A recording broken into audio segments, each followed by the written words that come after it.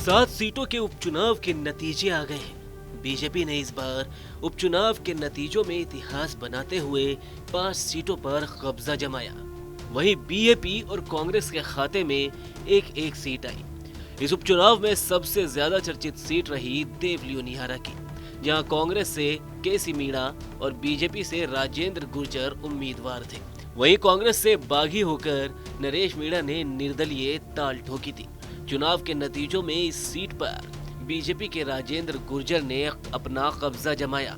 वहीं कांग्रेस के उम्मीदवार तीसरे नंबर पर खिसक गए, जबकि कांग्रेस से बागी होकर चुनाव लड़ने वाले नरेश मीणा 59,448 वोटों के साथ दूसरे नंबर पर रहे। उन्हें बीजेपी के राजेंद्र गुर्जर से 41,121 वोट कम मिले, तो वहीं कांग्रेस के केसी मीणा को 31,385 वोट ही मिले। यानी बीजेपी के राजेंद्र गुर्जर से केसी मीणा 59,214 वोट से पीछे रह गए। तो क्या नरेश मीणा अगर बागी नहीं होते तो केसी मीणा चुनाव जीत जाते? ये सवाल इन दिनों सियासी गलियारों में चर्चा का विषय बना हुआ है। तो चलिए सबसे पहले बात कर लेते हैं नरेश मीणा की। नरेश मीणा कांग्रेस के एक नेता हुआ करते थे। सचिन पायलट के खास माने जाते हैं। 2024 के चुनाव में भी वो सचिन पायलट को ही अपना नेता बताते रहे हैं। नरेश मीणा ने पहली बार 2023 के विधानसभा चुनाव में छबड़ा से कांग्रेस के टिकट पर चुनाव लड़ने की मांग रखी थी, लेकिन तब कांग्रेस ने उनको टिकट नहीं दिया था, जिसके चलते नरेश मीणा ने बागी होकर चुनावी मैदान में उतरना सही समझा, लेकिन वो यहाँ तीसरे नंबर पर रहे। बागी होने के चलते कांग्रेस ने इनको पार्टी से बाहर का रास्ता दिखा दिया।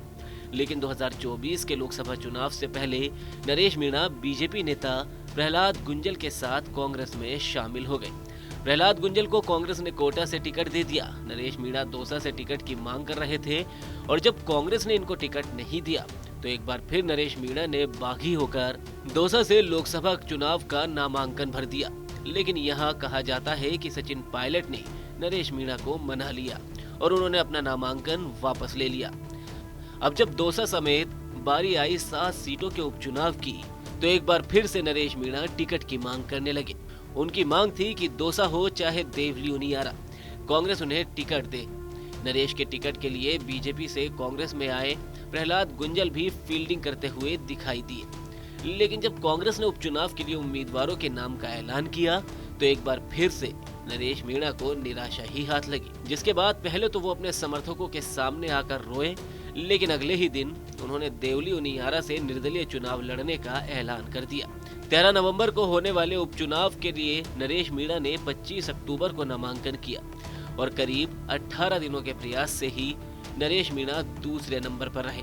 अब नरेश मीणा ने कांग्रेस का खेल खराब किया या फिर कांग्रेस ने नरेश मीणा को टिकट न देकर अपने पैरों पर कुल्हाड़ी चला दी, ये कांग्रेस के लिए चिंतन का विषय है।